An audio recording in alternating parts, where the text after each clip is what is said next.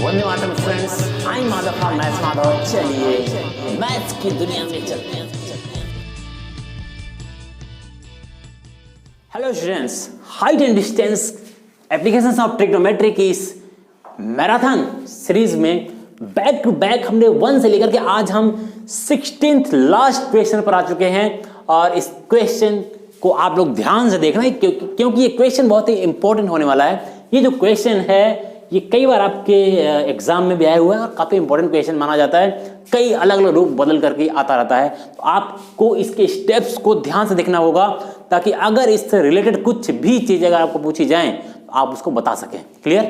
तो ये क्वेश्चन आपके स्क्रीन पर है, आप इस स्क्रीन पर आप इस क्वेश्चन को देखिए।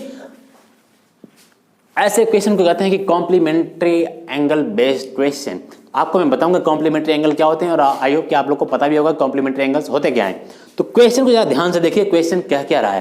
तो इस क्वेश्चन में कह रहा है कि the angle of elevation of the top of a tower from 2 points at a distance of 4 metre and 9 metre from the base of the tower and the same. देखो ध्यान से, इतना पढ़ने की जरूरत ही नहीं है। क्वेश्चन को ध्यान से देखो क्या लिखा हुआ है। लिखा the angle of elevation of the top of the tower. तो सबसे पहले टावर तो बना ही लो, टावर बना लेते हैं हम लोग। ठीक है, टावर बना दिया हमने, लो एक टावर बन गया, सुंदर सा टावर। इस टावर का कुछ नामकरण कर देते हैं, पोंपा, ये भी नाम दे दिया हमने इसको। ठीक है, अब देखो पोंपा मतलब बच्चा जब पैदा होता है तो ऐसे ही होता है ना। फिर उसके बाद लिखा हुआ है the angle of elevation of the top of A tower. Tower के टॉप से एंगल ऑफ एलिवेशन बनाना है। ठीक है, फ्रॉम 2 पॉइंट्स मतलब कि 2 पॉइंट्स हैं। मान लेते हैं कि यहां से एक पॉइंट यहां पर है और दूसरा पॉइंट कहीं पर होगा। तो देखते हैं, from 2 points at distance of 4 metre and 9 metre. मतलब यहां से यहां तक के बीच में 2 पॉइंट्स हैं। यहां से यहां तक के बीच में 2 पॉइंट्स हैं। पहला जो है वो 4 मीटर है और दूसरा जो है वो 9 मीटर है। अब ध्यान से देखना, कई बार गलती होती है ये डिस्टेंस रखने में। लिखा हुआ है 4 मीटर एंड 9 मीटर। क्यों यार बंद हो जा रहे हो? तो 4 metre and 9 metre from the base of the tower. From the base of the tower, base of the tower से पहले क्या है लिखा? From the base of the tower and in the same straight line with it are complementary. अब देखो कह रहा है कि जो 4 और 9 मीटर है ना, इस बेस से हैं। मतलब इस बेस से चलते गए, मान लो यहां पर कहीं पर, यहां से लेकर के, इसका नाम भी लिख दिया ना, ए बी, इसका नाम सी लिख लो, इस पॉइंट का नाम डी लिख लो। यहां से बी डी की डिस्टेंस कितनी है? 4 मीटर। और इसी बेस से एक पॉइंट और देखना है हमको। हमने दूसरा पॉइंट यहां पे मान रखा था ना, 2 पॉइंट से टोटल। तो इस बेस से पहला पॉइंट 4 मीटर है और इसी बेस से, कई बार लोग क्या करते हैं, इसको 9 मीटर मान लिया, तो ये गलत हो जाएगा स्टूडेंट। क्वेश्चन में साफ साफ लिखा हुआ है from the base of the tower. From the base of the tower first point at the distance of 4 metre and second is at the distance of 9 metre.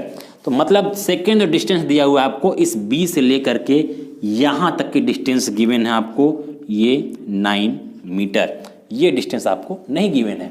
Means आप कह सकते हो कि जो बी डी दिया हुआ है आपको, B D is equal to 4 metre and B C is equal to 9 metre. ये आपको गिवन है। तो आपसे बोल रहा है ना टावर की हाइट बताओ, टावर की हाइट कितनी होगी। अब इस पॉइंट को यहां पे मिला दो, हमने ऐसे मिला दिया और इसने बोल रखा है इन दोनों एंगल में। ठीक है, ये दोनों एंगल कॉम्प्लीमेंट्री एंगल है। मतलब कि अगर ये एंगल थीटा होगा तो ये एंगल कॉम्प्लीमेंट्री एंगल का मतलब ये 90 माइनस थीटा होगा। अब आप कहोगे ये कैसे ले लिया, इसको थोड़ा समझ लो। कॉम्प्लीमेंट्री एंगल जो होता है ना, किन्हीं भी 2 एंगल का जो सम है वो 90 डिग्री होता है। इसी को कॉम्प्लीमेंट्री एंगल कहते हैं हम लोग। मीन्स अगर यहाँ पे कोई एंगल 70 डिग्री है तो ये एंगल कितने डिग्री का होगा? तो हम 90 से 70 को माइनस कर देंगे, मतलब 20 डिग्री। यही ऐसे तो निकालते हो ना। तो कॉम्प्लीमेंट्री एंगल, कोई बोले कि यहाँ पर 40 डिग्री है तो बताओ इसका कॉम्प्लीमेंट्री कितना होगा। तो 40 में कितना ऐड करें? 50 हो जाएगा, ये 90। 50 आया कैसे? 90 से 40 को माइनस कर दिया। तो मैं यहाँ पे कहना क्या चाह रहा हूं, अगर पहला एंगल 40 ले रहे हो तो दूसरा एंगल 90 से 40 को माइनस करने पर आ रहा है, यही आ रहा है ना। अगर हमने पहला एंगल थीटा मान लिया तो दूसरा एंगल 90 से इसी को माइनस करने पर ही तो आएगा। तो यही काम हमने यहाँ पर लिखा हुआ है कि पहला एंगल अगर थीटा है, दूसरा एंगल 90 माने थीटा है। और थीटा को देख करके ना इतना घबराया मत करो कि थीटा आ गया, एकदम है तवा मचा दिए कि थीटा आ गया क्या करें। अरे कोई ये एंगल ही तो है, ये एंगल ही है। अल्फा बीटा लिख जाता है और घबरा जाते हैं लोग, अल्फा बीटा आ गया, अल्फा बीटा क्या आ गया। तो थीटा थीटा थीटा एक एंगल, एक जैसे साइन एक्स वाई जेड लेते हो ना, ये भी वही है, कुछ साइन है। हमें यहाँ पे एंगल एक्स ले लेता तो यहाँ पे हमको 90 माइनस एक्स लिखना होता। यहाँ पर एंगल वाई ले लेता, यहाँ पे हमें एंगल 90 माइनस वाई लिखना पड़ता। बस कॉन्सेप्ट समझो। थीटा एक सुंदर सा है, प्यारा सा थीटा सा दिखता है, इसलिए थीटा को लेके चलते हैं हम लोग। तो आओ जरा ऐसे क्वेश्चंस को हम सॉल्व कैसे करेंगे। मैंने यहाँ पे क्या किया, सबसे पहले कोई भी एक ट्रायंगल लेके चलो। किसको लेके चला जाए, इसको लेके चलें, इस छोटे वाले भाई साहब को लेके चलते हैं, इन्हीं को उठा लेते हैं। इसको अगर हमने उठाया in triangle A B D, तो आओ फटाफट जरा सॉल्व करते हैं इसको। In triangle A B D, theta के सामने का साइड क्या है, परपेंडिकुलर, और ये क्या है, बेस है। तो आपको पता चल गया कि हमारा फॉर्मूला क्या लगेगा, tan theta is equal to perpendicular upon base. अब तो आपको ये सारी चीजें समझ में आ चुकी होंगी। परपेंडिकुलर और बेस का रेशियो tan का होता है, तो tan theta equal to perpendicular upon base. Theta क्यों लिखा, थीटा की जगह थीटा ही है, तो एंगल लिखने की यहाँ जरूरत ही नहीं है। हम लिखेंगे tan theta equal to perpendicular upon base. हमने लिखा यहाँ पे tan theta is equal to perpendicular कितना है, ए बी है, तो हमने लिख दिया ए बी अपॉन बेस कितना है, बेस यहाँ गिवन है, कितना है 4 है ना 4। चलो इसका इधर मल्टीप्लाई कर दें, कर दिया जाए, कर देते हैं। और इसके नीचे क्या है, 1 है, बिल्कुल 1 है। ए बी, तो ए बी की वैल्यू यहाँ से क्या हो जाएगी, A B is equal to tan theta into 4, यही तो होगा, tan थीटा इंटू 4 यही होगा। तो इसमें घबराने की क्या जरूरत है। अब आ जाओ, दूसरा है क्या, हमने फिर से देखो ए बी जो दोनों ट्रायंगल में कॉमन है, छोटे ट्रायंगल में भी ए बी है, बड़े ट्रायंगल में भी ए बी है। तो दोनों ट्रायंगल से हम ए बी की वैल्यू निकालेंगे और उसके बाद हम सोचेंगे कि हम क्या करें, सोचना पड़ेगा। आओ, इसलिए मैं कह रहा हूं ना, हर क्वेश्चन में एक नए नए ट्रिक्स आ रहे हैं, तो हर क्वेश्चन को सॉल्व करना जरूरी है ताकि जो है आपका इस टॉपिक पे कमांड हो जाए। तो यहाँ ए बी है, अब ट्रायंगल लेते हैं ए बी सी, बड़ा ट्रायंगल, तो हम लिखेंगे in triangle A B C. Again यहां जब देखोगे, अब ये थीटा, आपका थीटा की जगह आपको 90 माइनस थीटा लिखना पड़ेगा, क्योंकि ये एंगल का नाम है। इस थीटा के सामने जो साइड है एंगल के, वो परपेंडिकुलर है, और ये पूरा का पूरा साइड क्या है, बेस है। तो perpendicular upon base, again ratio जाएगा tan थीटा के साथ। तो हम लिखेंगे फिर से tan theta is equal to perpendicular upon base. इस बार जो tan थीटा है ना, वो 90 माइनस थीटा है, तो लिखोगे tan, इसको ब्रैकेट में कर लोगे 90 माइनस थीटा, ठीक है। जैसे tan थीटा के लिए 60 होती थी, लिखते थे ना tan 60, तो अब थीटा की जगह 90 माइनस थीटा लिखा हुआ है। तो बेचारे को इतना ऐसे मत सोचो कि ये कौन आ गया, इसको बुरा लगेगा, लिख दो 90 माइनस थीटा, इसको भी अच्छा लगे कि मुझे लोग पहचान रहे हैं। P बाई बी, परपेंडिकुलर फिर से वही ए बी भाई साहब हैं हमारे, अपॉन बेस। इस बार देखो बेस पूरा BC है ना, ये डायरेक्टली लिख दें यहाँ पर 9 लिख दें। चलो कहोगे सर डायरेक्टली मत लिखो, लिख देते हैं यार, कितना जो है, लो मैंने लिख दिया 9। क्लियर इतनी चीजें। अब देखो, अब आ जाते हैं दूसरे पन्ने पर। तो अब देखो जरा, इतना हो गया ना।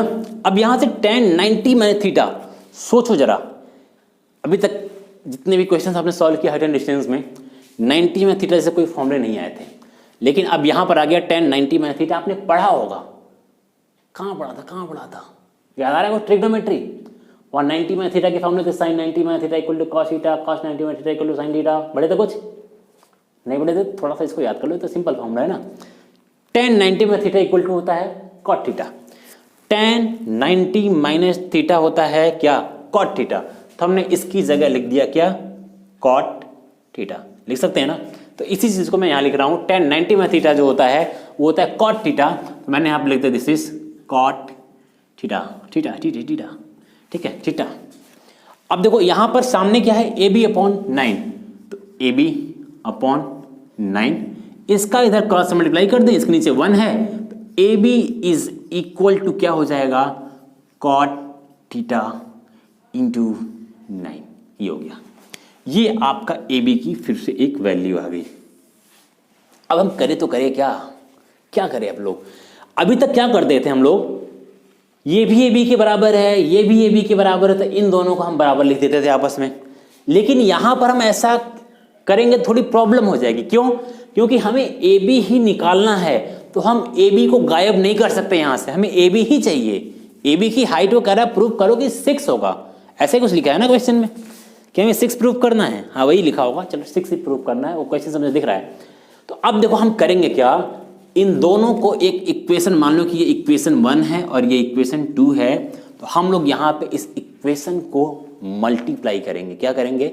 मल्टीप्लाई करेंगे, और मल्टीप्लाई करके इसको हम सॉल्व करेंगे। ठीक है, तो देखो जरा, इस इक्वेशन में राइट हैंड साइड को आपस में मल्टीप्लाई जब करेंगे तो इधर देखो ए बी है, तो हमने इधर लिखा ए बी इंटू इधर क्या था, इधर भी ए बी है, A B is equal to, यहां पे मैं लिख देता हूं कि पहला इक्वेशन इंटू सेकंड इक्वेशन, दोनों को मल्टीप्लाई करना है।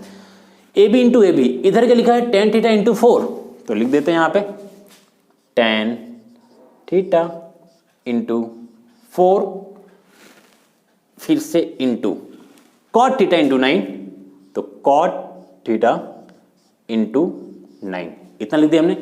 A B into A B जो होता है वो ए बी स्क्वायर होता है is equal to tan theta into cot theta जो होता है ना स्टूडेंट्स, वो 1 के इक्वल होता है।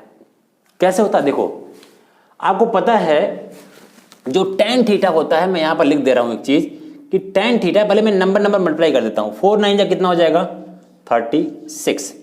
अब बचा क्या यहां पे, tan theta into cot theta, ये दोनों बचे ना, ये दोनों का मल्टीप्लाई 1 होता है, मतलब कि ये दोनों 1 हो जाएंगे तो ए बी स्क्वायर 36 का इक्वल होगा। देखो 1 कैसे होता है, कॉट थीटा को लिखना हो तो हम क्या लिख सकते हैं, रेसिप्रोकल कर सकते हो ना। कॉट थीटा का रेसिप्रोकल क्या होता है, 1/tan होता है, तो इसको तुम लिख सकते हो कॉट को 1/tan थीटा लिख सकते हो। तो tan थीटा से tan थीटा कैंसिल हो जाएगा और बचेगा 1, बचा ना। तुम tan को भी उल्टा लिख सकते थे कि हमने यहां पे क्या कर दिया, जैसे यहां लिखा था ना tan theta into cot theta, tan का उल्टा तुम्हें पता है क्या होता है, tan का उल्टा होता है 1/cot, तो cot से cot कैंसर, फिर से वही 36 इंटू 1, तो इसका मतलब ये 1 हो गया। तो A B square equal to 36, तो ए बी इक्वल टू क्या हो जाएगा स्टूडेंट, 36 रूट के अंदर आ जाएगा, और आपको पता है कि रूट 36 मतलब कि 36 किसका स्क्वायर है, तो 36 6 का स्क्वायर है, तो हमारा आंसर हो जाएगा ए बी, जो हमारी हाइट है वो 6 मीटर होगा। यही हमें प्रूफ करना था कि जो इस क्या है, पोल है, मीनार है, कुतुब मीनार है, जो भी है, इसकी जो हाइट है वो 6 मीटर, ये हमें प्रूफ करना था। तो सारे के सारे क्वेश्चंस एनसीईआरटी के हमने सॉल्व कर दिए हैं। 1 से लेके 16 तक के क्वेश्चंस की ये सीरीज आज यहाँ पर खत्म होती है। मैं कोशिश करूंगा कि इस 16 क्वेश्चन को जो मैंने अलग अलग किया हुआ है, इन सारों को कंबाइन भी कर दूं एक साथ, और कंबाइन करके उसको भी मैं यूट्यूब पर अपलोड कर दूं, जिसे अलग अलग सेपरेट वीडियोस देखने सेपरेट देखे, इसको एक साथ देखना, वो एक साथ एक जगह इस वीडियो को पा जाएगा। ओके, तब तक के लिए all the best, thank you. चलते हैं, नेक्स्ट टाइम मिलेंगे किसी नए चैप्टर के साथ, नई वीडियोज के साथ, और आपके जो भी प्रॉब्लम्स हो, जो भी कमेंट्स हो, जिस भी टॉपिक में, जिस भी चैप्टर में, एक्सरसाइज में, आप मुझे कमेंट करके मुझे बता सकते हैं, और मैं हर टाइम 24/7 आपकी सेवा में हाजिर हूं, क्योंकि मैं आपसे हूं। Okay, thank you so much, bye bye, take care, love you to all, bye bye.